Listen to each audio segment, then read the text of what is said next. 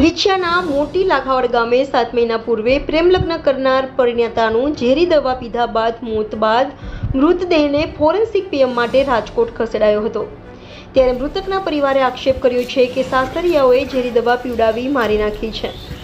ગઈકાલે વિછિયા તાલુકાના મોટી લાખાવડ ગામે પરિણીતાએ અગમ્ય કારણોસર ઝેરી દવા ગટગટાવી જતા તેને વિછિયાની સરકારી હોસ્પિટલ ખાતે ખસેડવામાં આવી હતી, જ્યાં ફરજ પરના તબીબે તેને મૃત જાહેર કરતા પિયરના પરિવારજનોમાં કલ્પાંત મચી ગયો હતો।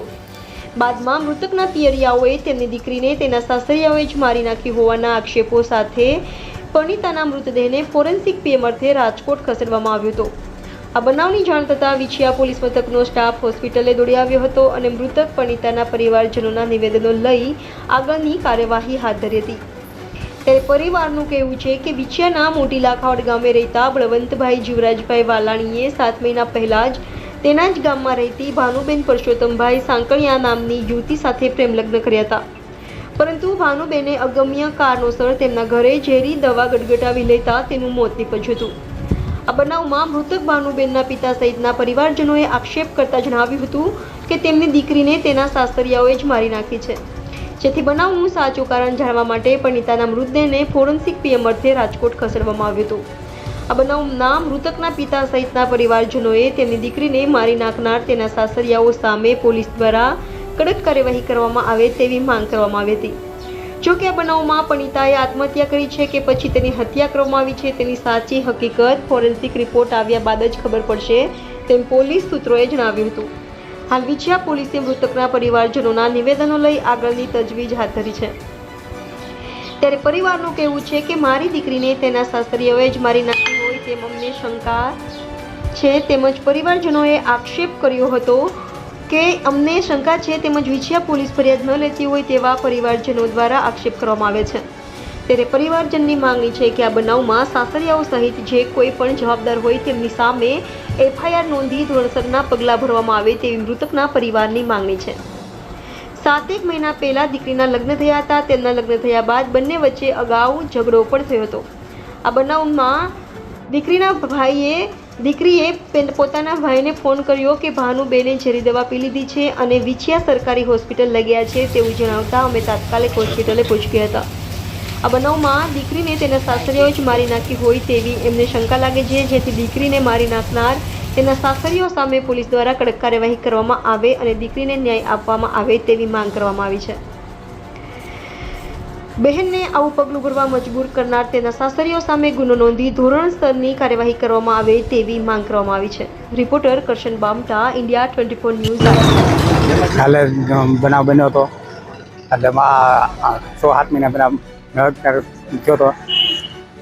મેરેજ લગ્ન કર્યા હતા, પછી એને કાંઈ ઉપાધિ હતી નહીં, ઘર હાલતું, અને પછી આવી રીતે બન્યો એટલે પછી અમને ફોન આવ્યો પોલીસનો કે અહીંયા આવો કે, એટલે મેં આવ્યા છે કે ના કાંઈ એમાં છોકરીમાં કાંઈ હતું નહીં। અને પછી અમે ફરિયાદ લખાવાયો કે ફર્સ્ટના પીએમ કરી પછી તમારો કેસ લેવી, પીએમ કર્યું તો કે કેસને તમે જામીન લાવો પુરાવો તો અમે કેસ લેવી, નકર અમારા કેસ અમે કેનમાં લખી છે। આમાં કોઈ સમાધાન થતું હોય એવું અહીંયા હમણાં છોકરાને કીધું આવ્યા કે સમાધાનનું